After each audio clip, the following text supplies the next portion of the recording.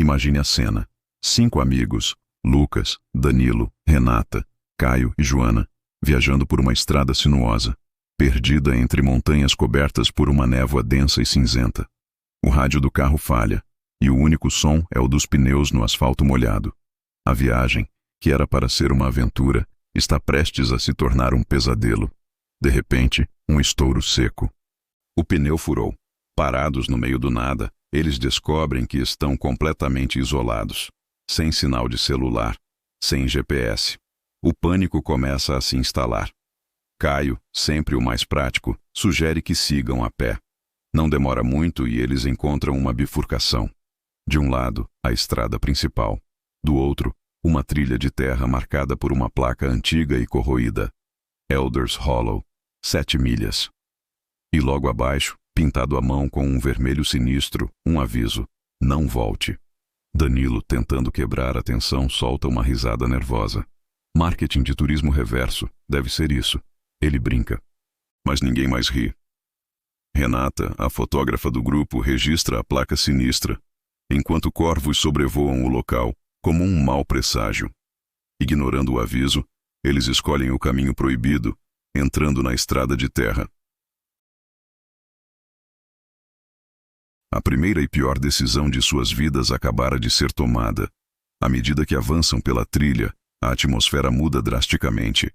A luz do dia se esvai, dando lugar a um anoitecer frio e silencioso. O vento para de soprar. A floresta ao redor parece ter morrido, com árvores secas e retorcidas. E então, eles veem, surgindo entre a névoa, uma vila abandonada. Mas não é uma vila comum. As cabanas são feitas de madeira envelhecida e ossos. Crânios humanos servem como decoração macabra em portas e janelas. Totens feitos de tíbias e costelas se erguem como guardiões silenciosos. Joana, a mais jovem, sussurra apavorada. Isso são ossos de gente. Caio, tentando manter a calma, saca um canivete. Vamos dar uma olhada rápida e sair daqui. Procurar ajuda. A curiosidade, essa força traiçoeira, os leva para dentro da cabana principal. A pouca luz que entra pelas frestas revela um cenário surreal. Tudo, absolutamente tudo, é feito de ossos. Mesas de fêmures, cadeiras de pelvis, um berço de costelas. Até uma poltrona grotesca construída com espinhas dorsais. Enquanto Joana, fascinada e aterrorizada, fotografa os detalhes, um som arrepia a todos. Uma risada infantil ecoa pelas paredes vazias. Lucas se vira bruscamente e jura ter visto uma sombra passar correndo ao fundo. O susto é tanto que Danilo esbarra numa mesa, e os ossos que a compõem caem em cascata, como um dominó macabro. O barulho ecoa lá fora, e um bando de corvos alça voo em pânico. É quando Renata encontra algo ainda mais perturbador. Uma frase desenhada na parede com sangue seco e coagulado. O semeador da carne vive.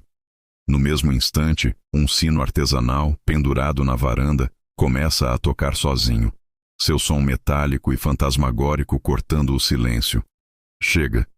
Eles correm para fora, mas a névoa se adensou, engolindo a vila. O medo agora não era mais uma suspeita. Era uma certeza. Eles não estavam sozinhos.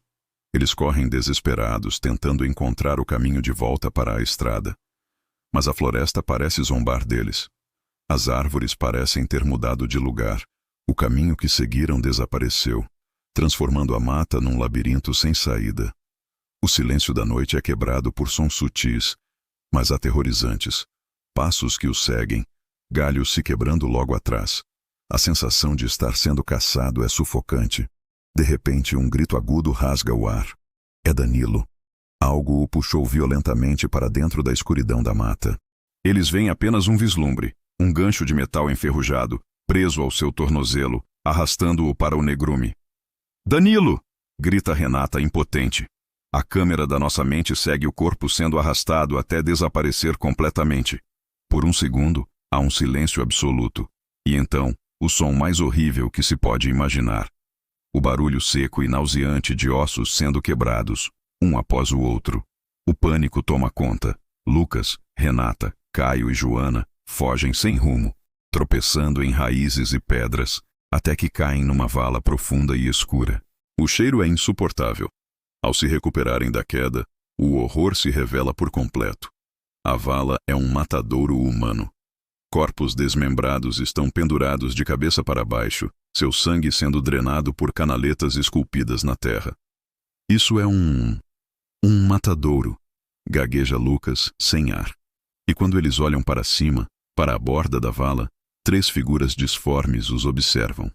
São homens, se é que se pode chamá-los assim. Seus corpos nus estão cobertos de cicatrizes e pedaços de ossos, grotescamente fundidos à sua própria pele.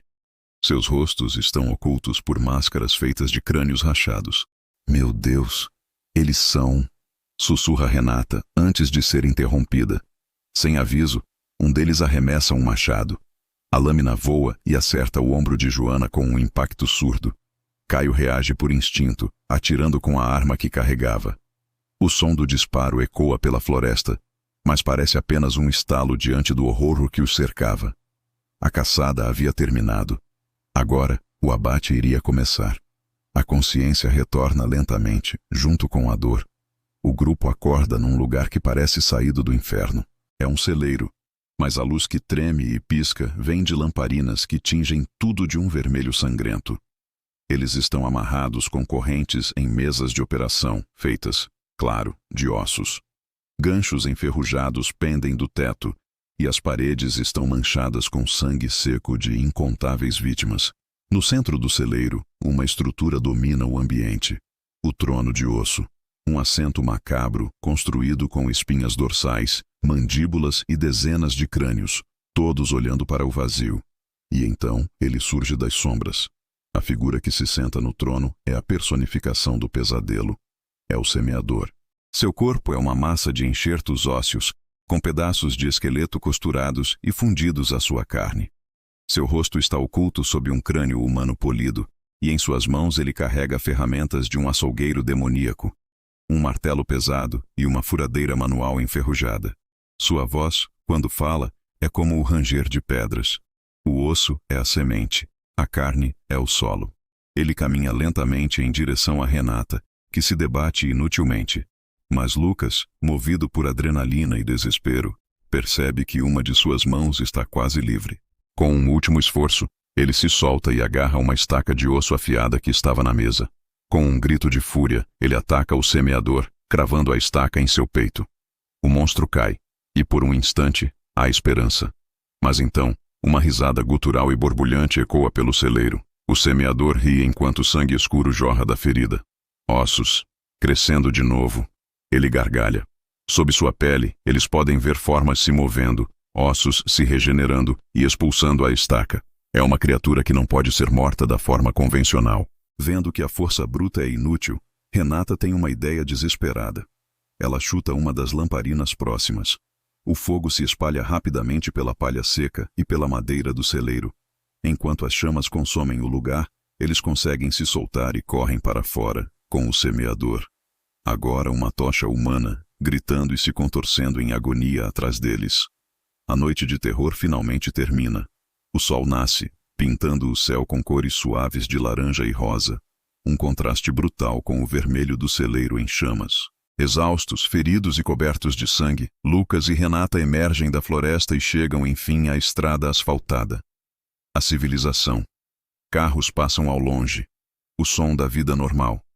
Eles conseguiram. Eles sobreviveram. Em um misto de alívio e incredulidade, eles se abraçam, rindo e chorando ao mesmo tempo.